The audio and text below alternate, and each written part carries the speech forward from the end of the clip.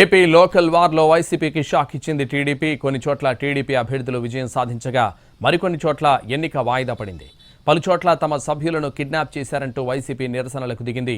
Hindupuram municipal చైర్మన్గా TDP అభ్యర్థిని గెలిపించుకున్నారు MLA Balakrishna. Majority వైసీపీదే అయినా విప్ జారీ చేసినా ఉపయోగం లేకపోయింది.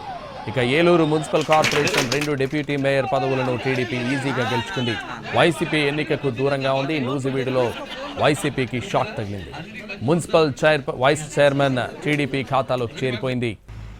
10 మంది వైసీపీ కౌన్సిలర్లు మంత్రి పార్థసారథి పక్షాన చేరడంతో టీడీపీకి ఇబ్బందులు లేకుండా పోయింది.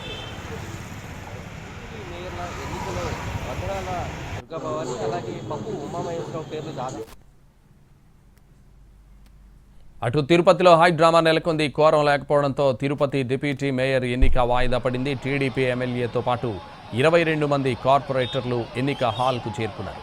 అయితే వైసీపీ మాత్రం హాజరు కాలేదు. తమ కార్పొరేటర్లను కిడ్నాప్ చేశారని, వారిని విడుదల చేయాలని డిమాండ్ చేశారు.